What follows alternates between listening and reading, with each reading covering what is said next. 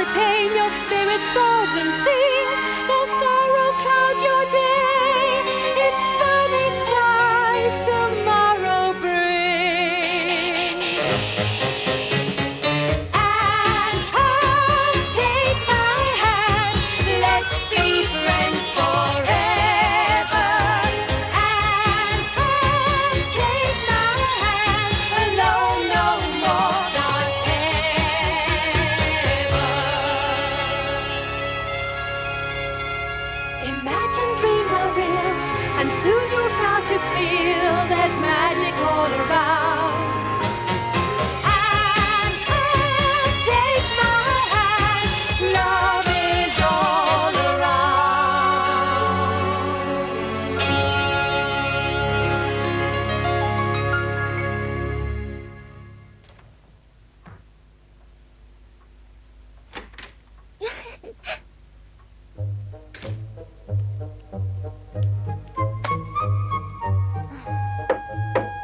Yes, come in.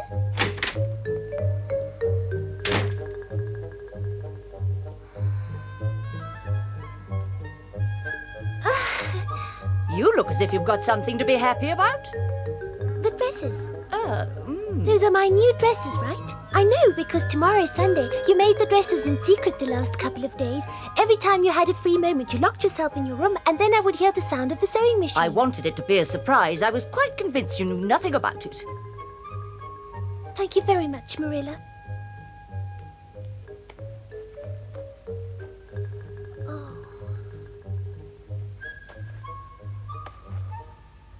Come on, tell me, how do you like them?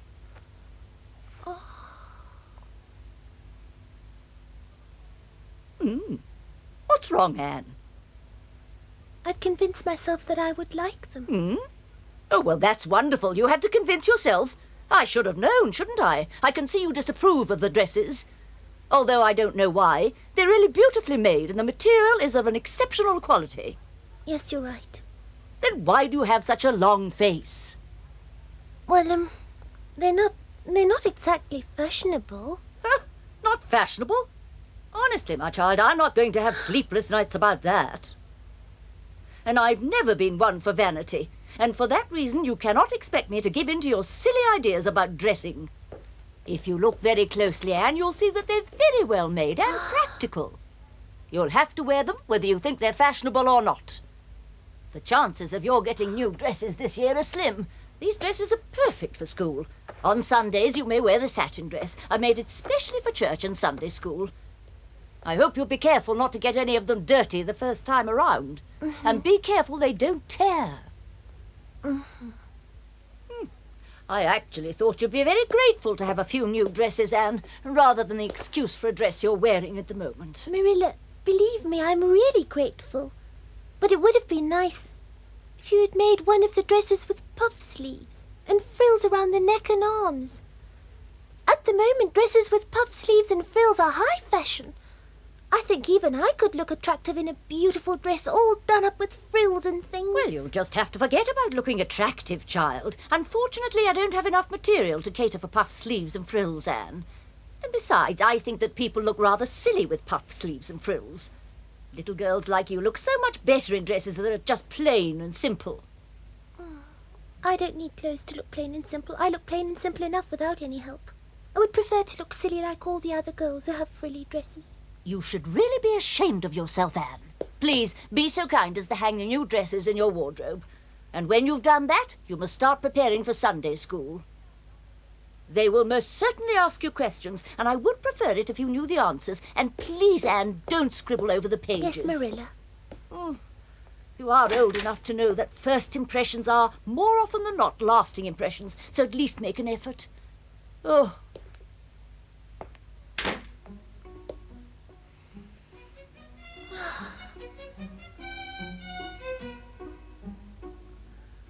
How can I be so stupid? All the time I thought she was making me a beautiful white dress with puff sleeves and frills. I even prayed for a dress like that. But if I have to be honest, I didn't think that Marilla would make me one. I suppose we can't really expect the dear Lord to worry about the clothes little orphan girls like myself wear, can we? Marilla is the one responsible for making dresses, definitely not the dear Lord. Fortunately, I can always make believe that it is a snow-white silk dress with a wide skirt and beautiful frills round the collar and enormous puff sleeves.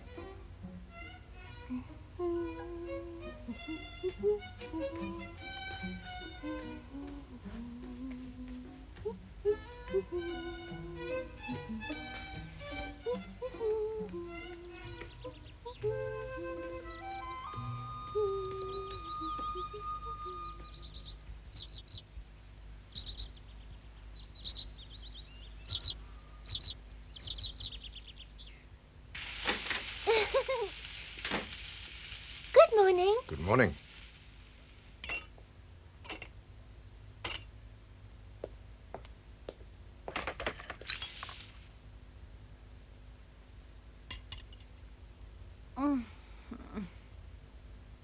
Do you still have a headache, Marilla? Yes, dear, but don't you worry about that. I get them often. You'll just have to go to Sunday school without me, that's all. Oh. Since today is your first time, I wanted to take you there myself. Right now I feel simply dreadful. What about you, Matthew? Well, I'm... Matthew hasn't been going to church for the past few years. He thinks it's unnecessary. He believes he can pray just as well at home as in church. Well, that's quite true. I think it's a bad idea to send Anne by herself. It wouldn't do any harm if she didn't go. Matthew Cuthbert, I wonder about you more and more. Today is Sunday, and on Sundays little girls should go to church. I suppose I don't have any say in the matter. The idea of going alone is a bit scary. Maybe I'll be so fortunate as to make a few new friends.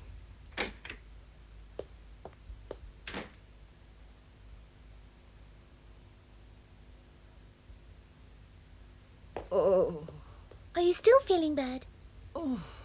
oh, that looks very beautiful. Here's 1 cent for the collection plate. You can join Mrs. Lindy for church, Anne. On Sunday, she normally waits for me down the road. Please promise me that you will behave yourself. Don't stare at people and don't be rude if they speak to you. Oh, how stupid of me. I almost forgot. There's a round box on the table in the living room. I bought you a new hat. Go and fetch it. A brand new hat?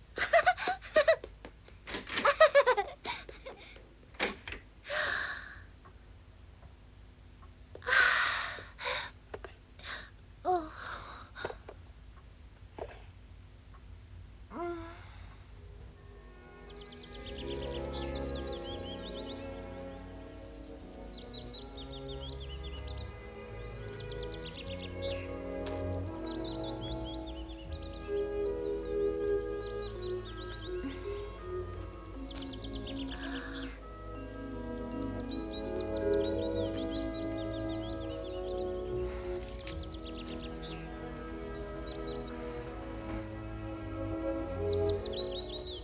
The field looks so beautiful.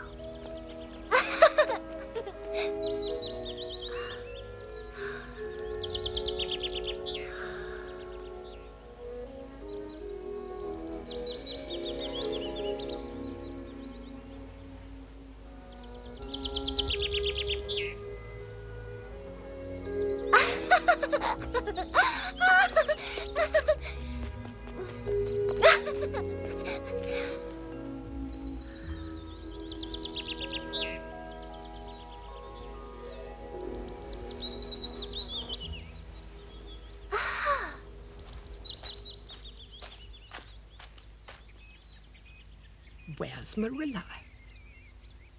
Only yesterday she specifically told me to be punctual because today's Anne's first day at Sunday school.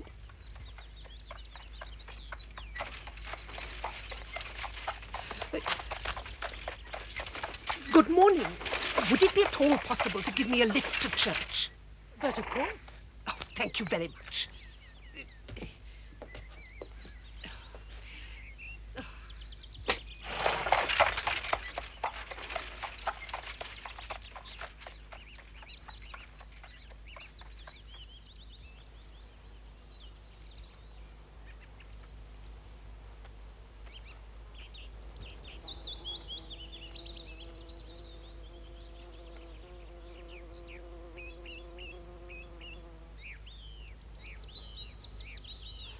That's perfect. It looks much much better. Without the flowers, the hut would have looked quite dreary.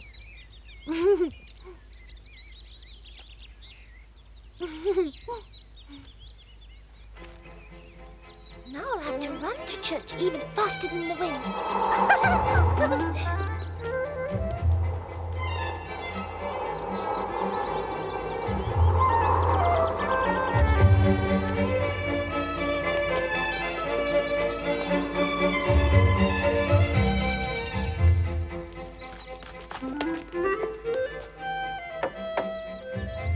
Mrs. Lindy, it's Anne. I'm sorry that I'm a bit late.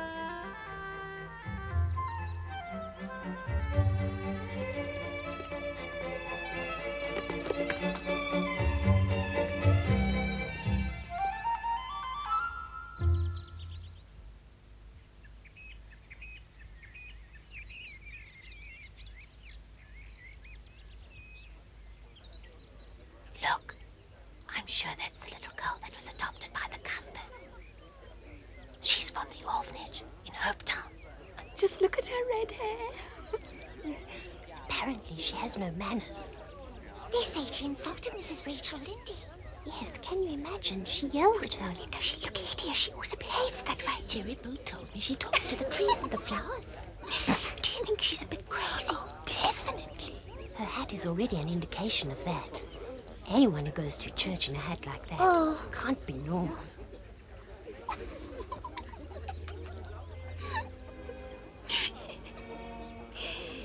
Did you see all her freckles? Well, you couldn't exactly miss them. She looks like a stupid turkey.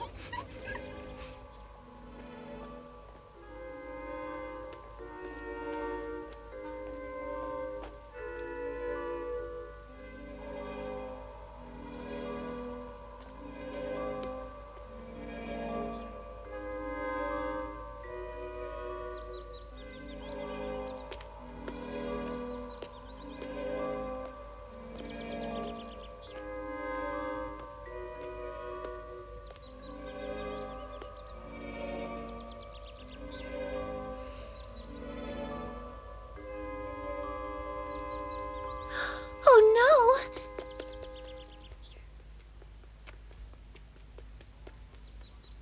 Dear Lord, thou art the one in whom I believe, thou art the one in whom I trust. Thou hast spoken to us through thy Son. Thou hast spoken according to his word. Even in these times, thou speakest to me through the people I meet and through things that happen to me.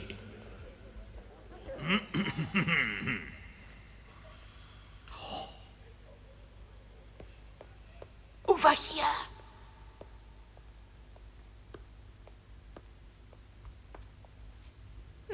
She has no taste at all. You could say that again. Dear Lord, thou art the one in whom I place my hope. Thou hast given us a new lease of life through thy Son's life, death, and resurrection, which give our lives meaning and direction. I pray that thou shalt forgive me and my fellow men. We ask for salvation and that one day we may be part of thy heavenly kingdom. Lord, I give myself over to thee. Do with me as thou wilt. Thou hast created me for thy purpose. I no longer want to think of myself. I wish to follow thee. Thank you, dear Lord. Thank you for all that's beautiful. Thank you for the blue skies and the lake.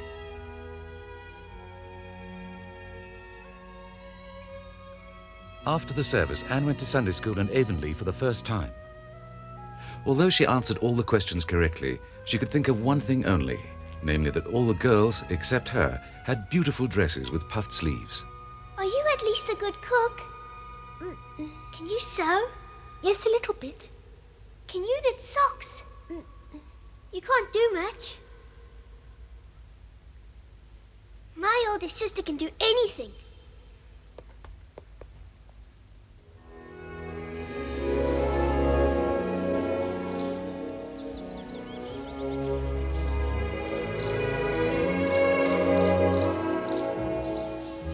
How I wish I had someone who would love to talk to me, to while away the hours, weave a garland with some flowers company.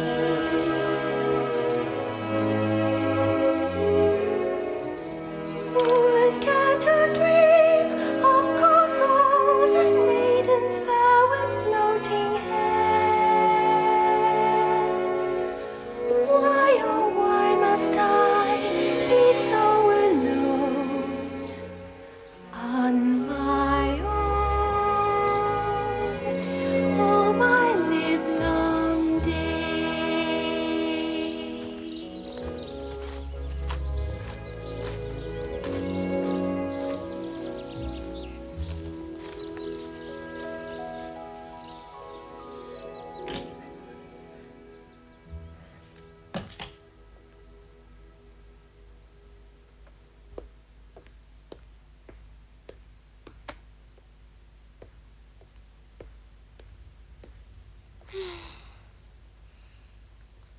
Hello, dear Bonnie. Were you very bored while I was in Sunday school? Back already, Anne? Marilla, has your headache gone now? Yes. So tell me, how was Sunday school? Did you like it? It was absolutely horrible. I hated every moment. Anne Shirley! I did everything precisely as you told me, Marilla. Except I went to church alone because Mrs. Rachel Lindy didn't wait for me. All the girls stared at me and whispered behind their hands. Oh, and Mr. Bell's sermon was extremely boring. It was so bad that I almost fell asleep. Fortunately, I could see what was going on outside because I sat next to the window. I had the most beautiful view of the lake's crystal clear water. I spent the rest of the sermon just staring at the water and daydreaming of what I could have done. Does that mean you didn't listen to anything and that you didn't join in with the prayers? Why should I have listened, Marilla? He didn't speak to me at all. He just spoke to God the whole time. But you know what? I made up my own prayer and I think it's much nicer. As the sunlight shone through the white birch trees and the yellow sunbeams danced on the silver water, everything outside shimmered and glittered like gold. It was then that I started praying. Thank you, dear Lord. Thank you very much for everything that is beautiful. Oh, well, I can only hope you didn't say it out loud, Anne. No, I think all I did was whisper. Please don't look so worried, Marilla. I promise I behaved myself. Enough about church. How did you enjoy Sunday school, Anne? There were many other girls in the class as well. They were all wearing pretty dresses with puffed sleeves. I tried to imagine that my dress had puffed sleeves too. The harder I tried, the more difficult it became. Why do you think it was so difficult? It was so easy to imagine that I had such a beautiful dress when I was all alone in my room. But in church I couldn't. With all the other girls in their Sunday dresses around me, I just couldn't do it, no matter how hard I tried. I actually thought one went to Sunday school in order to learn something, and not to dream about puffed sleeves, child. You're right. Mrs. Rogers asked me many questions. And although I had an answer ready every time, I believed the situation wasn't fair. I mean, only she got to ask questions, not me. Hello, Anne. Hello, Matthew. And how was it? Did you make new friends? No, it wasn't possible. Oh, but why on earth not? This morning you decided that you were going to make new friends. I did, but it didn't work out. Oh, well, I'm sure it will happen soon, Anne. One doesn't make friends overnight. That's true. Matthew's absolutely right. Real friendships take time to grow and develop, Anne. Well, I never. Here comes that gossiping trout. Matthew! I'd rather go to my room. Marilla, I heard that you weren't feeling too well, dear. Yes, but I'm feeling much better now, thank you. Won't you come in, Rachel? I must admit, Marilla, Anne really surprised me today. I couldn't believe that you actually allowed her to do that. To do what? Tell me, did Anne do something wrong? Her hat was covered all over with a whole lot of meadow flowers. I thought I was going to faint when she entered the church. She made quite a spectacle of herself. She looked absolutely awful. Anne, did you decorate your hat with flowers? Yes, I did, although I know that pink and yellow aren't exactly my best colours. Please don't change the subject, Anne. Mrs. Lindy didn't mean the colour of the flowers. We are talking about the fact that you dared to decorate your hat with flowers. I just can't understand why it's so bad to have flowers on your hat when you're allowed to wear them on your dress. Many of the girls had corsages pinned to their dresses. What's the difference? Can you imagine what's going to happen now, Anne? People will talk behind my back because they'll believe that I did it. I won't tolerate it. I don't want to be laughed at. You should thank Mrs. Rachel Lindy for going to all the trouble to warn me about it. Carmody is a small town, Anne. Nothing goes unnoticed. I'm sorry, Marilla. I can't tell you how sorry I am. But how could I have known that what I did was going to be so terrible? Many of the girls had a lot of artificial flowers on their hats. I really liked the wild roses and the buttercups. I thought they would look lovely on my hat. I thought people would like it. I wanted them to say nice things about me. I wanted you to be proud of me, but instead I've made the two of us look foolish. I think it would be best if you sent me back to the orphanage. It would be horrible. I don't think I could face the orphanage again, Marilla. After all this time, I'm still extremely skinny and pale and unattractive. In the orphanage, I would get even skinnier and paler and more unattractive. Stop your crazy talk, Anne. What absolute nonsense. What's wrong with you, child? Do you really think that I would send you back to the orphanage because of what you did?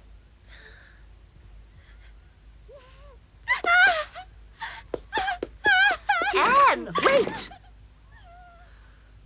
Oh.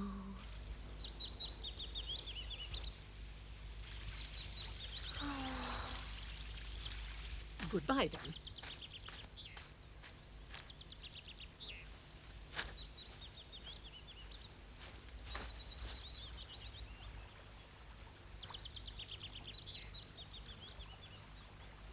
Marilla, Jerry Boot told me something interesting yesterday.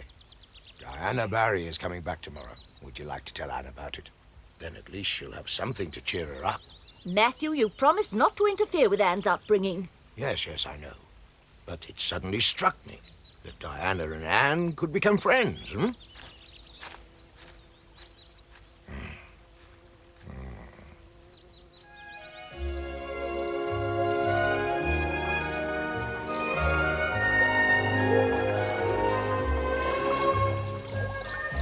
Life is stranger than any fiction. It's a story of woes and glorious episodes. We try to understand, but all in vain. For life unfolds in mysteries untold. How I wish a friend were near. I bless the day that she'd appear. Two hearts as one then, loneliness quite gone then, when friendship comes my way.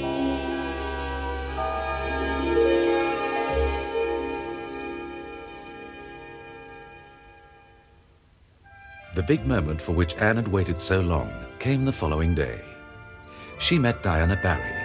From the word go, they understood each other and promised to be friends forever. But more about that next time.